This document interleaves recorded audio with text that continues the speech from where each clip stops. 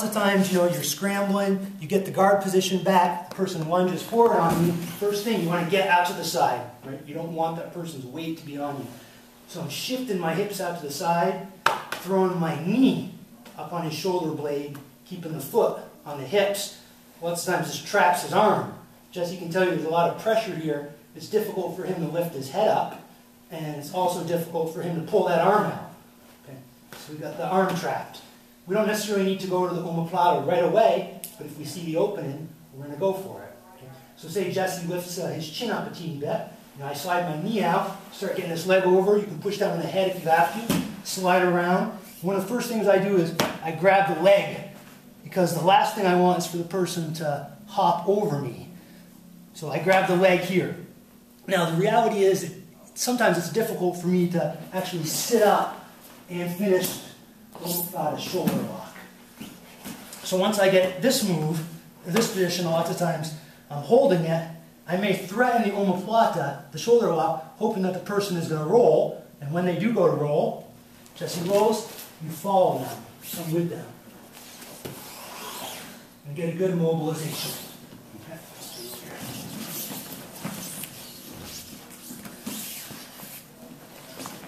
So we're like this, get the guard, Jesse comes down, immediately getting hips out, bam, blocking his shoulder right there, trapping that arm. Okay. I see the opportunity for the omoplata, coming up, bam, grabbing here. Okay, Jesse goes to roll, come up with him, and get good side control, bam.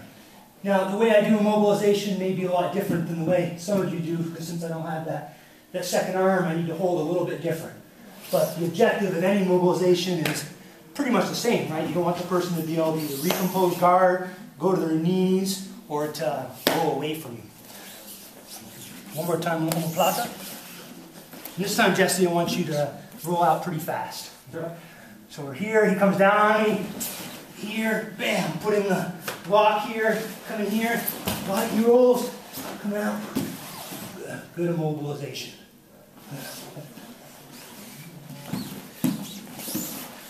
Next option that often presents itself is a chance to take the back.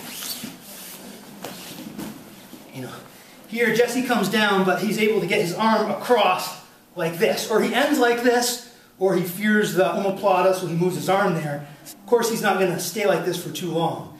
So I need to be able to react as soon as I see this opening. I'm coming up on him. I'm sitting up like a sit-up. You're coming up, putting my weight on him. Here, making it hard for him to sit up. Immediately looking for his gi. Grabbing his same side gi. I get a hold of that gi. Now, when I pull the gi, I'm not going to pull this way. Instead, I'm going to pull this way, so it goes kind of underneath his armpit. Here, pull, like this. And see, I kind of break him down. He can tell you I have a lot of control of him. You're pulling, here, second hook in, turn, other hook. Maybe go for the choke. One more time.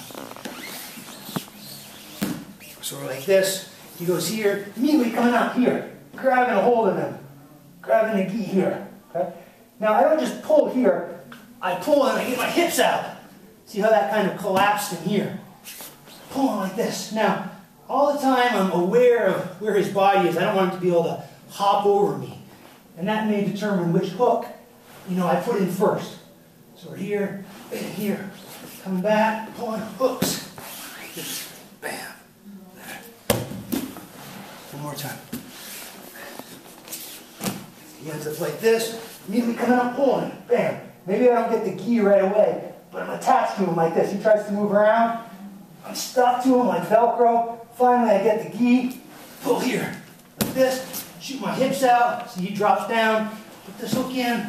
Right here. Here. Bam. Choke. All right.